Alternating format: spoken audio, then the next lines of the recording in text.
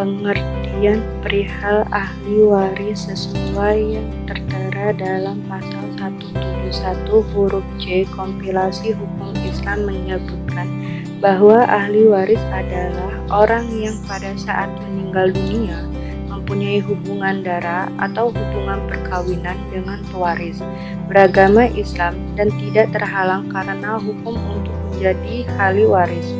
Berdasarkan ketentuan pasal tersebut di atas, maka ada beberapa syarat yang harus dipenuhi oleh seseorang untuk dapat dikatakan sebagai ahli waris yang berhak mendapatkan hak bagian dari harta warisan si pewaris, yaitu A. Pada saat si pewaris meninggal dunia, orang itu mempunyai hubungan darah dengan pewaris. Yang B. Pada saat si pewaris meninggal dunia, orang itu mempunyai hubungan perkawinan yang sah dengan pewaris. Yang C. Pada saat si pewaris meninggal dunia, orang itu beragama Islam. Yang D. Pada saat si pewaris meninggal dunia, orang itu tidak terhalang karena hukum untuk menjadi ahli waris. Selain itu juga disyaratkan dia telah dan masih hidup saat terjadinya kematian pewaris. Hanya saja apabila dia mempunyai, maka kedudukannya dan digantikan oleh anaknya dengan ketentuan dia dengan si pewaris tidak terhalang menuntut hukum untuk dapat saling mewarisi.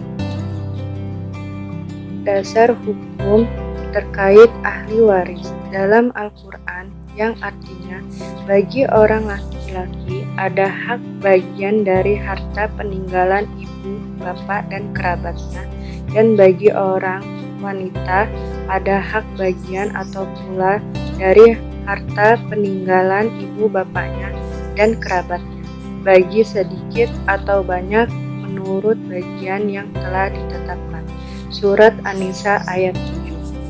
Hadis dalam Rasulullah SAW yang artinya sesungguhnya hak waris itu untuk orang yang mendekatkan sepakat ahli hadis.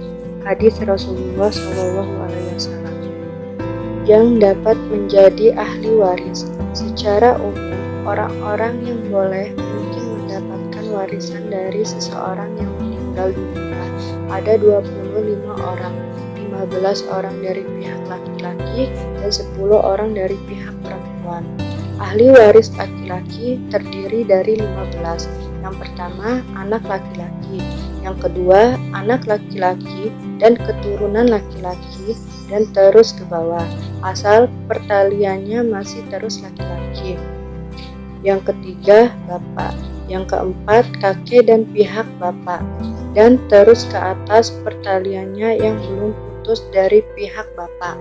Yang kelima, saudara laki-laki seibu sebapak. Yang keenam, saudara laki-laki sebapak saja. Yang ketujuh, saudara laki-laki seibu saja. Yang kedelapan, anak laki-laki dan saudara laki-laki seibu sebapak. 9.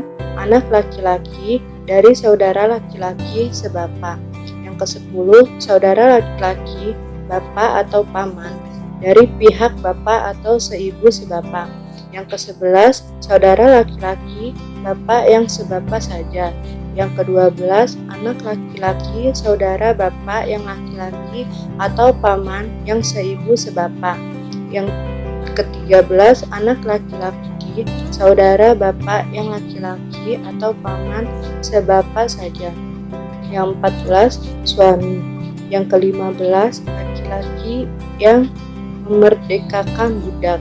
Jika 15 orang di atas masih ada semua, maka yang mendapatkan harta waris dari mereka itu hanya 3 orang, yaitu bapak, anak laki-laki, dan suami.